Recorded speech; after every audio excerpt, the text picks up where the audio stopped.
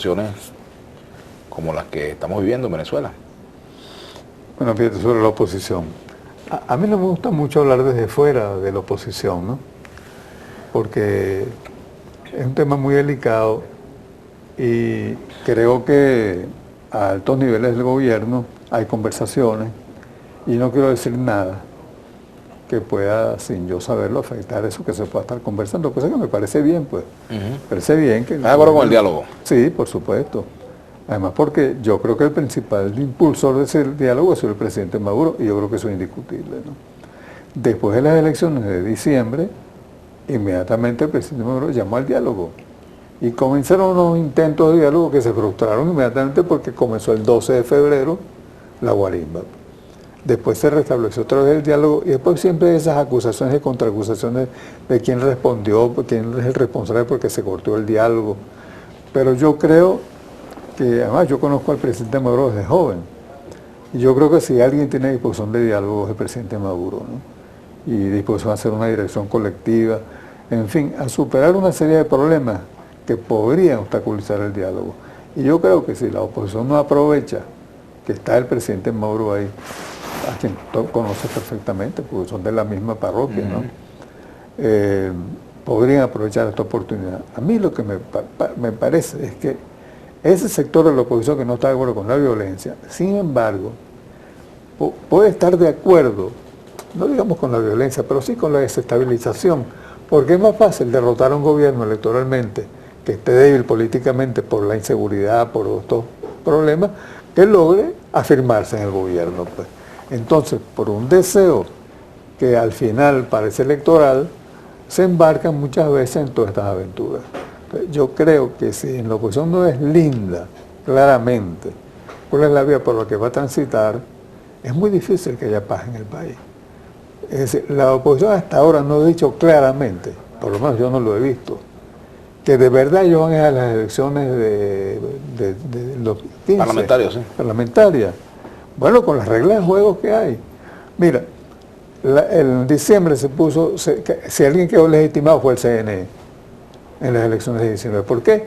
Bueno, porque ganaron las alcaldías más importantes y las ganaron, pues. Y entonces no puede ser que donde ellos ganan no hay fraude, pero donde ganan los otros sí hay, pues. Eso no lo puede creer nadie, ni aquí ni en el mundo, pues. Entonces, por eso tú vas a haber observado que en esas elecciones ellos no hablaron de fraude, ¿no? Bueno, se quedaron tranquilos, pero por supuesto descontentos con el resultado. Lo que pasa es que ellos no pueden jugar a muchachos malcriados, pues. Que es que cuando tú pierdes, entonces te llevas la pelota y el bate y no hay más partidos, pues. O sea, eso tiene que cambiar, ¿no? Ahora, ¿y qué tiene que cambiar en el gobierno, Julio? fíjate, yo voy a entrar por este lado, esa pregunta, ¿no? Con el problema de la economía. Hay un problema económico bien serio y se plantea como solución hacer un ajuste parecido al ajuste neoliberal y estamos ante ese peligro. Ahora, es bueno dejar bien clara esta situación. Mira, estudios que se han hecho, incluso Aporrea publica un estudio recientemente en donde se demuestra que del país, usamos esa metáfora, se fugaron, ¿no? La verdad es que el dinero no se fuga, pero bueno, usando esa metáfora, ¿no? Se fugaron cerca de 260.000 millones de dólares. Bueno, hay que ver lo que significan 260.000 millones de dólares para un país pequeño como Venezuela, ¿no? Esa cifra es posible en un país petrolero, porque dime tú que otro país de América Latina puede sobrevivir que salgan del país 260.000 millones de dólares. Solo Venezuela, porque tiene un chorro ahí, que es la renta petrolera, que sigue fluyendo, ¿no? De lo que entregó Caribe, ya lo dijo el propio presidente Nicolás Maduro, hay 60.000 millones de dólares que salieron. Eso significa lo siguiente, significa que esos dólares se depositaron en el extranjero, y con esos dólares que superan las reservas internacionales, que superan el Producto Interno Bruto, ¿no? Reunidos todos, ¿no? Pueden especular, pueden hacer efectivamente guerra económica. Hay un sector de la oposición que dice que no hay ninguna guerra económica. Claro que no todo es guerra económica, pero obviamente que una vez que el sector financiero se apodera de una cifra como esa, puede manipular el valor del bolívar, puede manipular el tipo de cambio, puede especular contra las reservas internacionales. Entonces, buena parte del problema tiene que ver con que estos señores se llevaron del país esa suma. Entonces, para discutir el problema económico y para discutirlo con la población, porque el pueblo venezolano, como el presidente Maduro lo ha dicho, como ha salido publicado por muchas partes, está enterado que eso ocurrió. Entonces, ¿cómo tú justificas un ajuste económico con ese cuadro que tienes ahí atrás? Entonces, ¿qué hacer entonces, Julio? Hay que tomar medidas con eso. Y las medidas son legales. O sea, tú puedes expropiar a cualquiera que esté involucrado en eso. Primero, es un delito. Es un delito muy grave, es un delito contra el pueblo de Venezuela. Tiene que ir preso. Y tiene que quitarles los bienes. Si tú no tomas esas medidas, que son además que no es ninguna cosa radical, sino que si alguien se robó unos reales en cualquier país del mundo, va preso, ¿verdad? Así es. No. Y en cualquier país del mundo le pueden quitar los valores que tenga, ¿no? Porque claro, eso está depositado en los bancos y anda circulando en el sistema financiero internacional, pero de alguna manera la gente tiene propiedades, tienen barcos, tienen aviones, tienen quintas. Bueno, algo hay que hacer con eso, porque de lo contrario es muy difícil que el pueblo entienda que le suban el precio de la gasolina, que devalúen el bolívar más, que son medidas que a lo mejor deben ser tomadas. Pero no hay manera, digo yo, de sustentarla ante un pueblo que ha sido un pueblo de verdad bien consciente, porque en otras circunstancias, si no es por la labor de formación de pueblo que hizo el presidente Chávez, eso hay que decirlo, el presidente Chávez hizo una labor de pedagogía política, en la cual el pueblo venezolano aprendió a ser entusiasta de que es venezolano, a sentirse de verdad de este país. Y eso cuando uno está en el extranjero lo ve claramente. Uno va y viene y ve, oye, este es otro pueblo, pues. Ese pueblo pacientemente ha soportado la escasez, las colas y todo esto, pero eso no es ilimitado, pues. Si se toman otras medidas tan drásticas, tiene que haber compensaciones y son totalmente legítimas. Entonces a mí me parece que una manera de compensar todo lo que haya ocurrido es que habría que emparejar las cargas. Ahora, ¿qué opinas de los cambios que hizo el presidente Maduro, Julio? Bueno, fíjate, esos cambios están sometidos a la prueba de la experiencia. Y yo creo que uno no debería estar juzgando ni que es una maravilla, ni que no sirven para nada. Hay que esperar. Hay que ver las pruebas, porque hay unas cosas que hizo el presidente Maduro en la medida que trató de concentrar más la administración, porque había mucha dispersión, ¿no?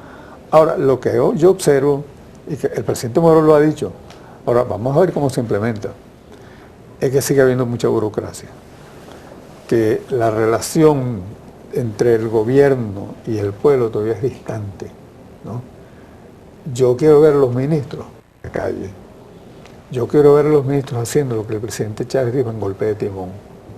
El presidente Chávez dijo, yo quiero que vayan a vivir en un barrio unos días, a ver, y que la gente los vea, porque es un problema que un gobierno que se dice de cambio social siga habiendo esa distancia entre los ministros que andan en sus carros y tal, y un pueblo que anda padeciendo en la calle. Ahora, Julio, ¿tú notas que el gobierno está debilitado, el gobierno de Nicolás Maduro, que está debilitado frente a la opinión pública, frente al pueblo, frente a...? Bueno, mira, sí, yo en Caracas, desde que llegué, bueno, y siempre, yo ando en autobús, en metro y a pie.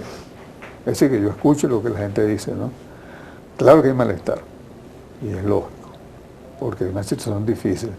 Pero lo que yo quiero reivindicar de ese pueblo es que con malestar, con descontento, con todos esos problemas que hay, no está en un plan de rebelión contra el gobierno. Y estoy seguro que si el gobierno toma algunas medidas importantes, ese pueblo regresa a estar ahí donde ha estado todo este tiempo. Es decir, no creo que, como dicen algunos, que estamos en un desfiladero, que estamos al borde del abismo. Yo no creo eso.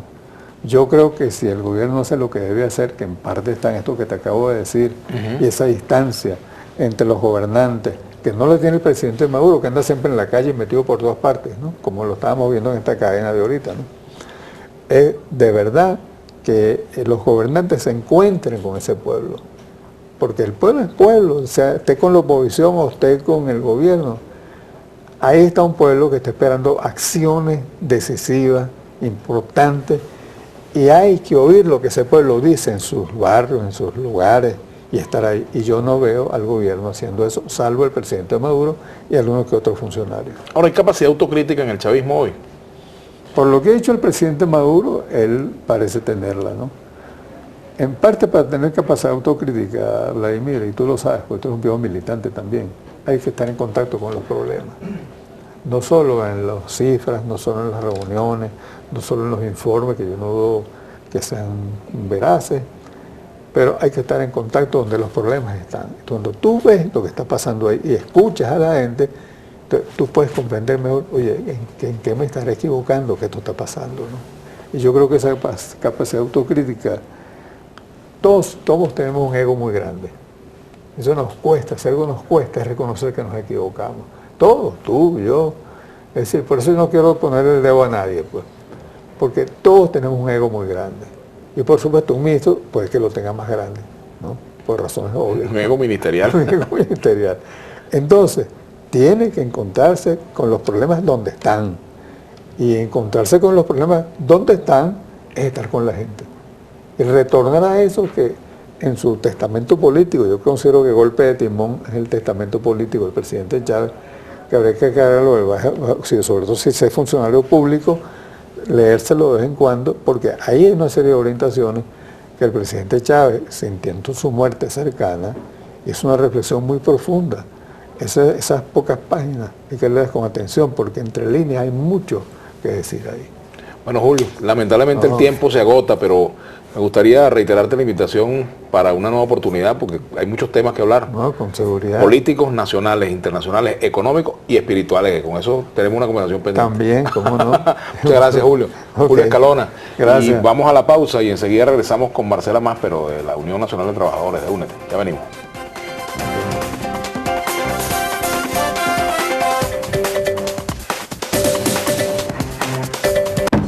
Usted está viendo Vladimir a la Una.